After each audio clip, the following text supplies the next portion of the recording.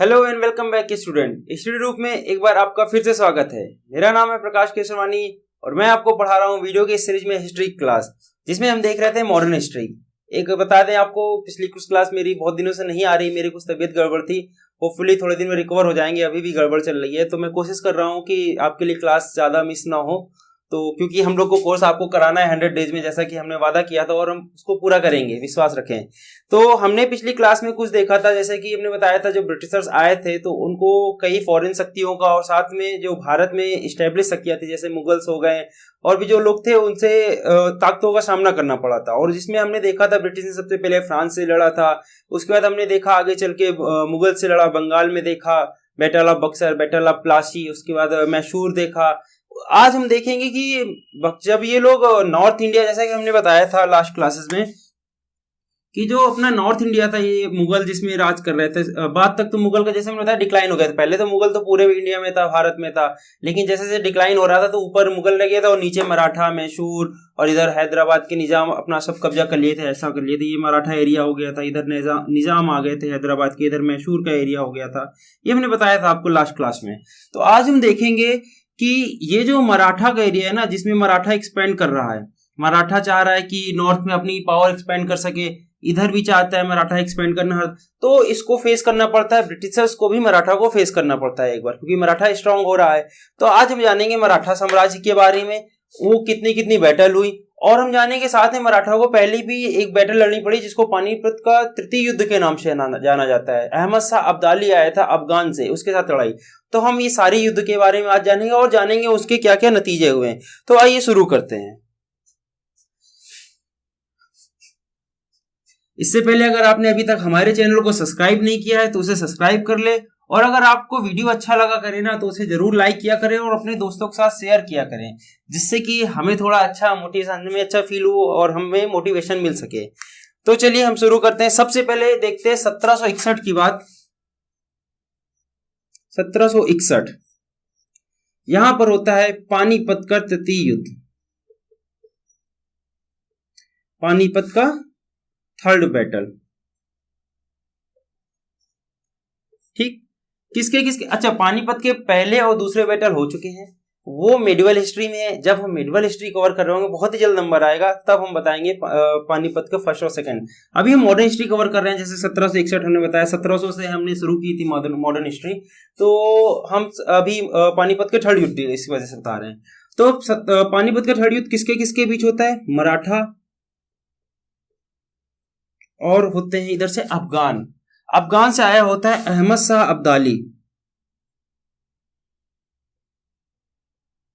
अफगानिस्तान का इन्वाइडर था, लूटपाट करने आया था। तो वो आया था पानीपत के थर्ड युद्ध में, अहमद शाह अब्दाली। अच्छा, इस पर एक मूवी भी बनी है, अगर आप लोग को रिसेंटली याद हो, एक अर्जुन कपूर की मूवी आई थी, हमने तो देखी नहीं, जैसा भी हो। उसमें इन्होंने शायद रोल किया था मराठा की तरफ से किसी का, तो उसमें ये दिखाया गया। और जब मूवी आई थी तो अफगानिस्तान के जो फॉरेन एम्बेसडर है इंडिया में, उन्होंने इसका विरोध भी किया था, और अफगानिस्तान में इंडिया का काफी विरोध हुआ था। क्यों? क्योंकि उसमें अफगानिस्तान अहमद शाह अब्दाली को हम तो भाई निगेटिव दिखाएंगे, क्योंकि हमारे लिए वो क्या है, हमारे इंडिया को लूट कर गया है, तो हमारे लिए तो एक तरह से दुश्मनी हुआ। और हमारे हीरो कौन है? मराठा, जो हमेशा मानते हैं, शिवसेना, हमारे महाराष्ट्र, हमने मराठा को हीरो मानते आए हैं, शिवाजी, तो कई लोग थे।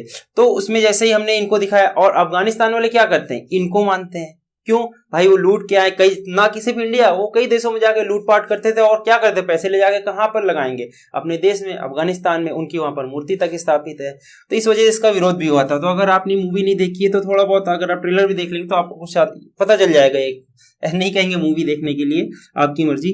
तो ये मराठा थे। मराठा की तरफ से अगर बात की जाए तो कौन लड़ रहे थे? बालाजी बाजीराव।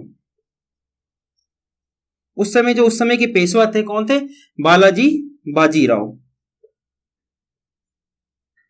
ठीक, और इनके बेटे विश्वासराव,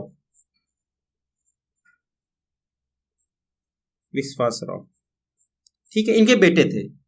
ठीक है, हमने मैथ में पढ़ाया, इस तरह अगर सीधा सीधा कर देते तो बेटा होता है, प्लस लगा देंगे तो सन। बाकी आप मैथ में देख लीजिएगा, ब्लड रिलेशनशिप का पूरा लेक्चर पढ़ाया हुआ है। तो ये इनके बेटे थे, बालाजी बाजीराव और विश्वासराव। और इधर से कौन था? अहमद शाह अब्दाली, ये आया हुआ था। इसमें लेकिन पानीपत का तृतीय युद्ध होता है और बदकिस्मती क्या है, जो भी क्या है, इसमें मराठा हार जाते हैं। अफगानिस्तान के अहमद शाह अब्दाली जीत जाता है, वो बहुत ही ताकतवर था। और दूसरे, एक तो ताकतवर था, दूसरे जो रीजन, जो प्रमुख रीजन थे, उन पर चलिए डिस्कस करते हैं क्यों हारे, जो कि इंपॉर्टेंट है हमारे एग्जाम पॉइंट ऑफ व्यू से। पहले तो देखिए आपको क्वेश्चन क्या इंपॉर्टेंट है, पानीपत का तृतीय युद्ध कब हुआ, 1761, मोस्ट इंपॉर्टेंट ये भी है। सेकंड इंपॉर्टेंट ये है कि किसके किसके बीच हुआ, मराठा और अफगानिस्तान, जिसमें कि अफगानिस्तान की तरफ से कौन थे, अहमद शाह अब्दाली, और मराठा की तरफ से कौन थे, बालाजी बाजीराव और विश्वास राव। ठीक है, तो इसमें अब देखते हैं क्यों हारे। पहला रीजन जो इसमें था, अगर आपको बता दें कि इसके पहले जो मराठा हुआ करते हैं, जब शिवाजी भी थे या उसके बाद भी जो मराठा थे, वो गोरिल्ला वार किया करते थे। गोरिल्ला वार होता क्या है, गोरिल्ला वार होता है कि छुप कर वार करना और फिर भाग जाना। जैसे कि जो जंगल होते थे मराठा के, जो पहाड़ी एरिया था, उस पर क्या करते थे, जो मराठा थे छुप कर दुश्मनों पर वार करते थे, उनको मारते थे और भाग जाते थे। इस तरह सामने की सेना हार जाती थी। लेकिन ये ऐसा पहला वार था जिसमें मराठा खुलकर युद्ध करे थे, पानीपत के मैदान पर। तो पानीपत पहली बार खुलकर लड़ रहे थे, तो ये एक रीजन था इनके हारने का। इस पर वो ट्रेंड नहीं थे, प्रैक्टिस नहीं थी उनकी खुलकर लड़ने की, हमेशा वो क्या करते थे, गोरिल्ला वार। तो ये एक रीजन था, पहला रीजन था इनके हारने का। पहले, इसके पहले वो करते थे गोरिल्ला वार, और अब इन्होंने खुलकर किया तो इस वजह से हार गए। एक रीजन जो प्रैक्टिस नहीं थी उनकी। दूसरा रीजन जो और ज्यादा प्रमुख रीजन है, जिसकी ज्यादा इंपॉर्टेंस हम कहेंगे, वो ये था, देखिए जैसा हमने बताया कि मराठा एक्सपेंड कर रहा था। ये हो गया मराठा के रीजन। एक रफली आपके लिए मैप बना रहे हैं, पूरा मैप बनाने की जरूरत नहीं है, आप अंदाजा लगा सकते हैं। ये मराठा हो गया, ये हैदराबाद का रीजन हो गया जिसमें निजाम थे, और नीचे मैसूर हो गया, ठीक है, और ऊपर तो मुगल है ही है। तो मराठा जब एक्सपेंड कर रहा था तो ये लगान, दो तरह के टैक्स लगाता था। एक होता था चौथ का लगान, एक होता था सरदेशमुखी। देखिए चौथ क्या होता है, चौथ मतलब 1/4 टैक्स वो उन पर लगाता है जो उनका खुद का एरिया है। जैसे आप में आज इंडियन गवर्नमेंट अगर आपको इनकम करते हैं तो उस पर टैक्स लगाती है। जैसे 1/3 अगर 10 लाख के ऊपर पहुंच जाता है तो आपको 30% का टैक्स देना पड़ता है। वैसे ही उस समय का था जो मराठा का रीजन है, उस समय वो मराठा सरकार को कितना देंगे, चौथ, यानी 1/4 हिस्सा वो सरकार को देंगे, जिससे कि वो उसका अपने साम्राज्य का विकास कर सके और उनकी सुरक्षा के लिए अपने सैनिक रख सके, सारा ये जिम्मेदारी संभाल सके। तो चौथ का हिस्सा किससे लेते थे, 1/4 हिस्सा अपने एरिया से।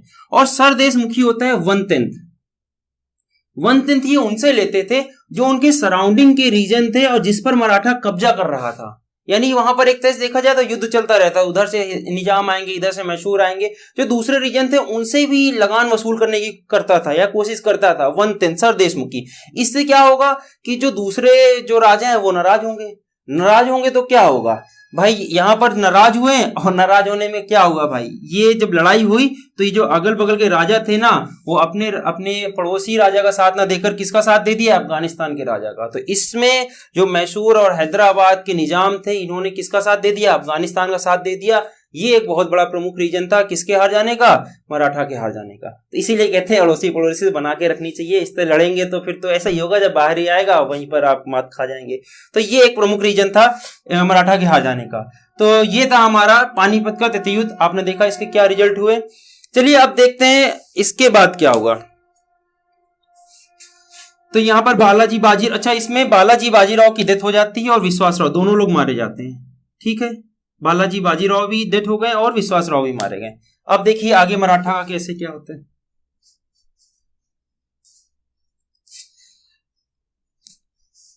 अब देखिए आपको थोड़ा घर घर की कहानी, जो घर की फूट होती है उसके बारे में बताते हैं।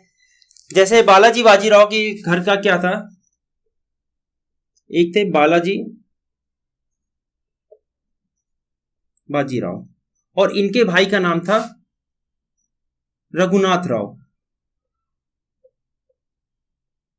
ठीक, और बालाजी बाजीराव के 3 बेटे थे।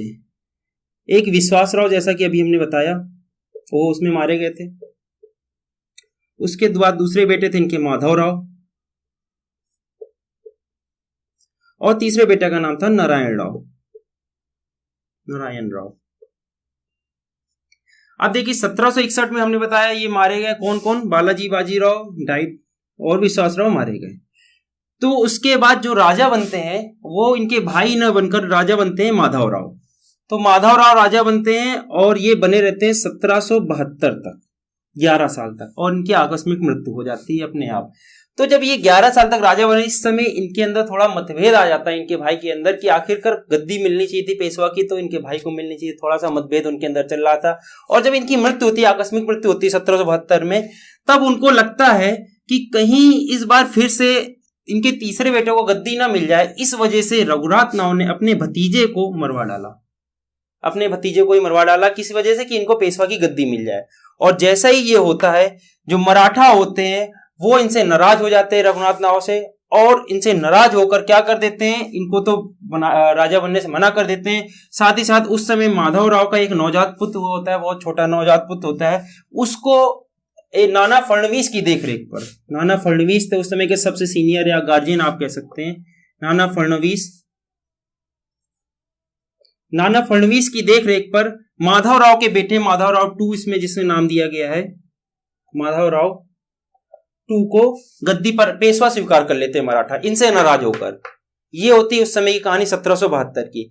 अब जैसे ये होता है, अब रघुनाथ राव गुस्सा हो जाते हैं और चले जाते हैं अंग्रेजों की शरण, और यहीं से सारा खेल शुरू होता है अंग्रेजों का मराठा साम्राज्य में। वही हो गया आ बैल मुझे मार वाली कहानी, खुद जाते हैं अंग्रेजों के पास कि हमारी आप हेल्प करें, हम आपको मराठा का कुछ साम्राज्य देंगे, इसके बदले आप हमको मराठा की गद्दी दिलवाएं। तो यहीं से आगे शुरू होता है। तो आइए देखते हैं आगे। तो मराठा की फर्स्ट बैटल शुरू होती है यहां पर अंग्रेजों के साथ।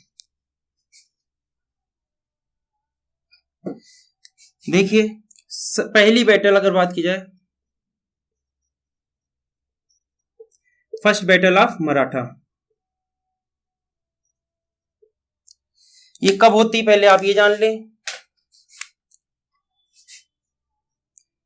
1775 से लेकर 1782 तक बहुत ही लंबी वार चलती है, 7 साल तक। इसमें मराठा की तरफ से अगर बात की जाए तो कौन थे, नाना फडणवीस, जो हमने बताया सबसे सीनियर मोस्ट, कौन थे, नाना फडणवीस थे।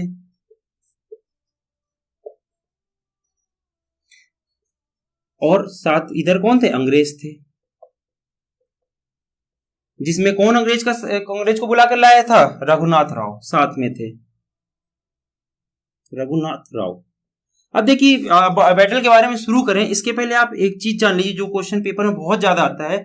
इसमें ये क्वेश्चन आता है कि ये बैटल शुरू होती है सूरत की संधि के साथ और समाप्त होती है सालाबाई की संधि के साथ। ये बहुत ज्यादा इंपॉर्टेंट क्वेश्चन, इसलिए इसको हम सबसे पहले बता दे रहे हैं। सूरत की संधि के साथ शुरू होती है, इसका मतलब ये होता है कि जो रघुनाथ राव होते हैं वो उनसे वादा करके आते हैं आपको सूरत का एरिया हम दे देंगे।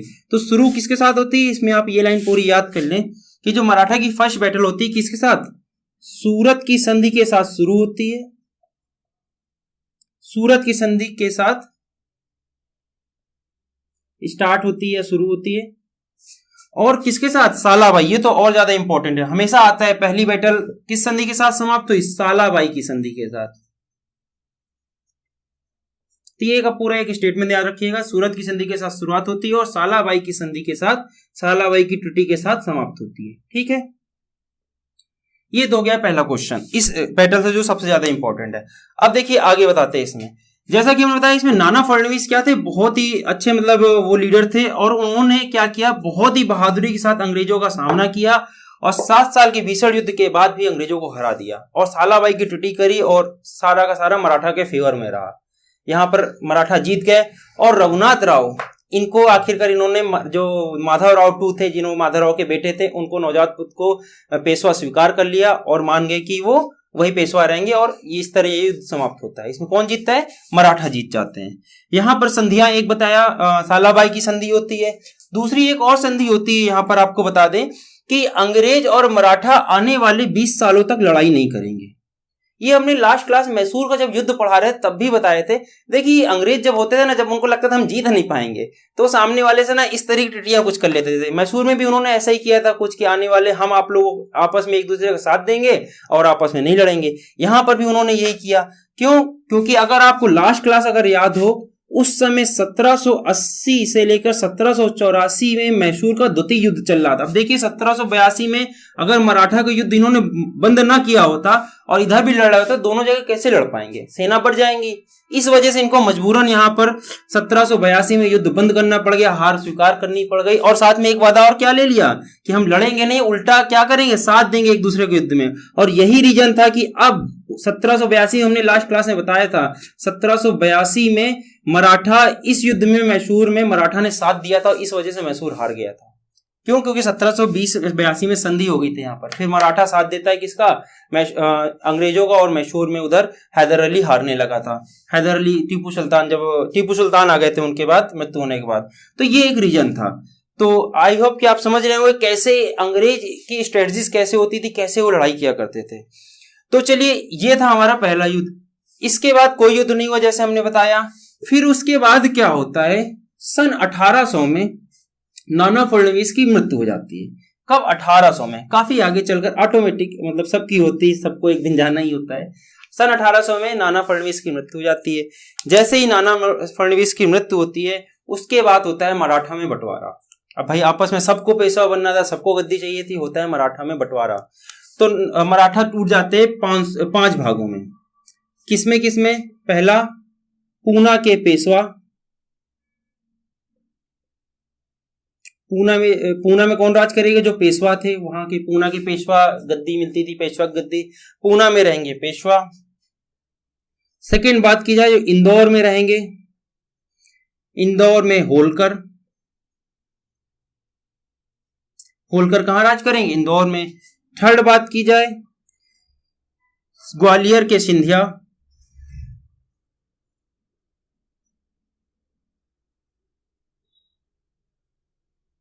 अच्छा, ये क्वेश्चन इंपॉर्टेंट है, आपका आ जाता है कई बार कि इंदौर में कौन थे? होलकर थे। ग्वालियर में कौन थे? सिंधिया थे। नागपुर में भोसले। नागपुर में कौन थे? भोसले। और अगर लास्ट बात की जाए, 5 भागों में बटा था, पांचवा था बड़ौदा। बड़ौदा के गायकवाड़। ठीक है, तो इन 5 भागों में मराठा बट गया। कब? जब नाना फडणवीस की सन 1800 में मृत्यु हो जाती है। पूना के पेशवा इंपॉर्टेंट है पांचों, कई बार आपके पास ऑप्शन में आ जाते हैं। पूना में पेशवा थे, इंदौर में होलकर थे, याद रखिएगा, कोई भी ट्रिक बना लीजिए आप, HIGS जैसे बनाना हो। सिंधिया, जैसे आपको याद होगा, ज्योतिराज सिंधिया इंदौर पे, ग्वालियर में, मध्य प्रदेश में, याद हो सकता है, इजी है। भोसले थे नागपुर में, और गायकवाड़ कहाँ थे? बड़ौदा में। तो इस तरह 5 भागों में बढ़ जाता है। अच्छा, इस समय बता दें, अगर पूना में, अच्छा, सबसे मेन इंपॉर्टेंट गद्दी होती थी पूना की इस समय। पेशवा जो भी पूना में राज कर रहा है वो सबसे ज्यादा ताकतवर माना जाता था। तो इस समय जो थे राजा थे यहाँ के, वो थे बाजीराव टू, बाजीराव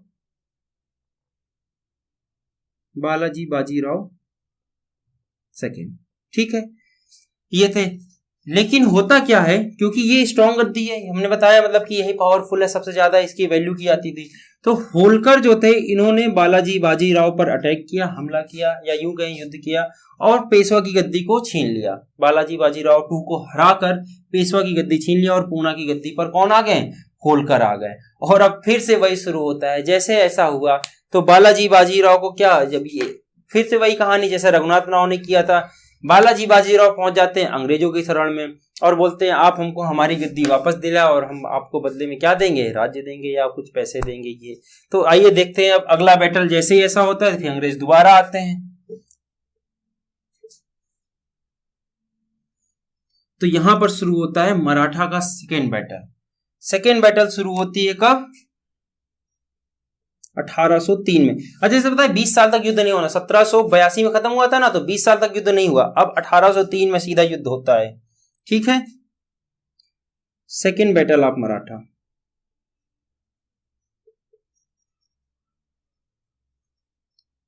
ये कब शुरू होता है? 1803-4 में, ये 1803 में ही था। अगला लगातार 4-5 में थर्ड बैटल भी होगा, उसको भी बताते हैं। देखिए, इसके पहले आपको एक चीज और बता दें, 1803 में ये भी शुरू होती किसकी? अब वो गए थे बाजीराव, तो कोई संधि करके आए होंगे। वो जो संधि करके आए थे वो थी ट्रीटी ऑफ बसैन। कौन सी? Treaty of बसैन। ये इंपॉर्टेंट क्यों, ये भी आपको बताते हैं,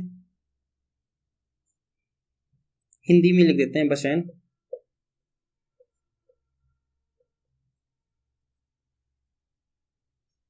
ट्रीटी ऑफ बसैन की संधि होती है, कौन करता है? बालाजी बाजीराव। और ये क्या होती है? सहायक संधि होती है। आपको लास्ट क्लास में हमने बताया था सन 1798 में आए थे कौन? लॉर्ड वेलेस्ली, जो अपने साथ लेके क्या आए थे? सहायक संधि। आपको हमने बताया श्रीरंगपट्टनम में 1799 में कब्जा किया था और सहायक संधि जबरदस्ती वहां लागू की थी। तो सहायक संधि, मराठा ने पहली सहायक संधि क्या की थी? Treaty of Bassein. इस वजह से ये इंपॉर्टेंट है बसैन नाम की, क्योंकि मराठा ने। और सहायक संधि का हम अगला ही लेक्चर आपके लिए लाएंगे, एक डेडिकेटेड लेक्चर सिर्फ सहायक संधि पर होगा, एक स्मॉल सा लेक्चर होगा जिसमें आप जानेंगे क्या थी सहायक संधि और उसको कैसे, उसमें क्या क्या इंपॉर्टेंट क्वेश्चन पूछे जाते हैं। तो ये था, ये क्या हुआ? ट्रीटी ऑफ बसैन साइन करा किसने? बालाजी बाजीराव ने अंग्रेजों के साथ, जो कि सहायक संधि थी। और अब सेकेंड बैटल स्टार्ट होती है। सेकेंड बैटल में एक तरफ तो मराठा फिर से, और दूसरी तरफ अंग्रेज, और अंग्रेजों के साथ कौन दे रहे थे? बालाजी बाजीराव टू। और इधर से जो मराठा थे उसमें देखते हैं कौन कौन से। एक थे भोसले, भोसले अभी हमने बताया कहां थे? नागपुर में थे। और दूसरे थे सिंधिया, सिंधिया कहां बताया? ग्वालियर में थे, ठीक है। और दूसरी तरफ अंग्रेज, ठीक है। ये तो यही थे, ठीक। इसमें क्या होता है? भोसले और सिंधिया, अंग्रेज सबसे पहले इनसे लड़ते हैं, इन दोनों से। क्यों? क्योंकि ये थोड़े से कमजोर राजा है, तो उनको लगा इनको हराना आसान होगा। और वाकई ऐसा ही हुआ, ये दोनों लोग हार गए इस युद्ध में। सेकेंड बैटल ऑफ मराठा की हार हुई। और कौन जीत गए? अंग्रेज जीत गए। और यहां पर हारने के बाद मराठा को बहुत सारी अपमानजनक संधियां करनी पड़ी। अपमानजनक इस वजह से, यही जो सहायक संधि एक अपमानजनक संधि थी। अब सहायक संधि के बारे में जब आपको हम अगले लेक्चर में समझाएंगे, ये बिल्कुल ऐसा था कि बस आप अंग्रेज को कहो तुम्हें माता, तुम्हें पिता, तुम्हें बंधु सखा, तुम मतलब आप ही सब कुछ हो, हम कुछ नहीं, राजा का कोई इज्जत नहीं है। और जबकि मराठा का एक प्राइड होता है, एक सेल्फ रिस्पेक्ट होती है। तो इस वजह से ये अपमानजनक संधियां थी, इनको और सहायक संधियां करनी पड़ी। जैसे इस समय जो संधि होती है वो होती है ट्रीटी ऑफ देवगांव या देवगांव की संधि। देवगांव, ट्रीटी ऑफ देवगांव, हमने ट्रीटी बताया था क्यों नाम रखा जाता है? क्योंकि जहां पर होती है, जिस जगह पर होती है। तो ट्रीटी ऑफ देवगांव होती है, ट्रीटी ऑफ देवगांव इस संधि के बाद, ट्रीटी ऑफ देवगांव। और यहां पर कौन जीत गया? अंग्रेज जीत गए। चलिए अब देखते हैं अगली बैटल। क्यों? क्योंकि 5 भागों में देखिए मराठा बटा हुआ। अभी 2 लोग को हरा दिया इन्होंने। किसको हरा दिया? नागपुर के भोसले को हरा दिया, ग्वालियर के सिंधिया को हरा दिया। इनको हराने के बाद अब वो अगला अटैक करते हैं किस पर? होलकर पर, जिन्होंने किसको हराया था? बालाजी बाजीराव को, क्योंकि वही ताकतवर थे, उन्होंने पूना के पेशवा की गद्दी छीन ली थी उनसे। तो अब थर्ड बैटल जो आता है, थर्ड बैटल ऑफ मराठा, यहां से शुरू होती है। कई जगह आपको बुक में ये कंबाइन एक बैटल दिख जाएगा, क्योंकि इसका ईयर लगभग एक था और सब लोग एक साथ थे, तो उसमें कंफ्यूज मत होइएगा। ये 1804 से 1805 तक चलती है। एक तरह से देखा जाए तो पूरी लगातार 1803 से 5 तक बैटल चली, जिसमें कि पहले साल उन्होंने लड़ा किससे? भोसले और सिंधिया से। और जो थर्ड बैटल थी उसमें कौन लड़े थे मराठा की तरफ से? होलकर थे, जिन्होंने पूना की गद्दी छीन ली थी। किससे? बालाजी बाजीराव थे, होलकर। और इधर थे अंग्रेज, ठीक, 1804-5 में। इसमें क्या होता है? जैसा कि हमने बताया भोसले ताकतवर थे, सॉरी होलकर ताकतवर थे, और यहां पर भी उन्होंने थर्ड युद्ध में अंग्रेजों को हरा दिया। और कौन जीत गए? होलकर जीत गए। यहां पर कौन जीतता है? होलकर जीत गए। और अंग्रेज संधि कर लेते हैं, ठीक है, आप जीत गए। ट्रीटी ऑफ राजघाट, यहां पर एक संधि होती है, राजपुर घाट भी बोला जाता है। ट्रीटी ऑफ राजघाट मराठा का एक एरिया है, या राजपुर घाट भी आता है आपके क्वेश्चन में, राजपुर घाट, ठीक है। तो ये ट्रीटी होती है और कौन जीत जाता है? मराठा जीत जाते हैं। और यहां पर एक तरह से देखा जाए तो एक तरह से एक युद्ध विराम लग जाता है, और आगे बहुत दिनों तक मराठा से कोई युद्ध नहीं होता। यहां पर हार जाते हैं, वापस बालाजी बाजीराव हार गए तो कोई बात ही नहीं। तो अब देखिए अगला कब युद्ध होता है। अब ये सब चल रहा था, कोई युद्ध नहीं हो रहा था, लेकिन कुछ जगहों पर, जैसे कि जब पहला युद्ध हारे, खुद बशैन की ट्रीटी करके आए, और उसके ऊपर हमने बताया ट्रीटी ऑफ देवगांव करे, वहां पर सहायक संधि स्वीकार कर ली थी।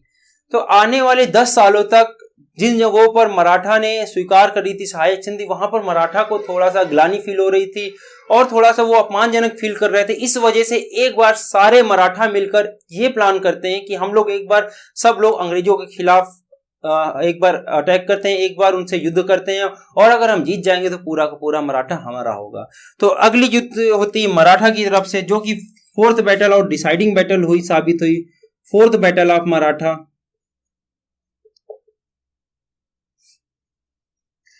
ये होती है 1817 में। ये एक छोटी बैटल थी, लेकिन एक मतलब इंटेंसिव बैटल थी, जिसमें मराठा एक तरफ थे, कौन, सारे के सारे मराठा।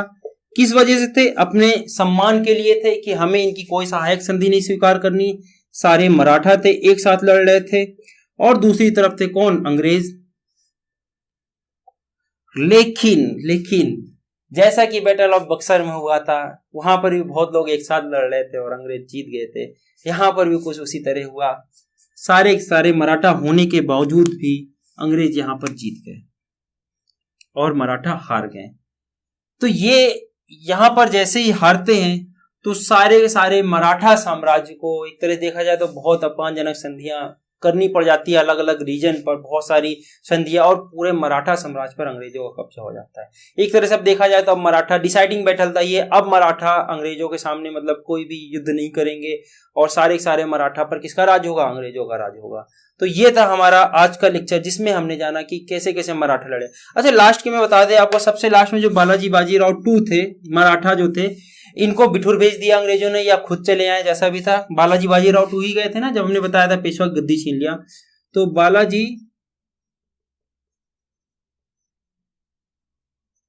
बालाजी बाजीराव टू थे, इनको कहां भेज दिया? बिठूर कानपुर के पास एक जगह है, वहां पर बालाजी बाजीराव चले आए। और आगे चलकर हम देखेंगे इन्हीं के बेटे, जब हम पढ़ रहे होंगे 1857 की महान संग्राम, स्वतंत्रता संग्राम के बारे में, उसके बारे में, तो 1857 में इन्हीं के बेटे नाना साहेब,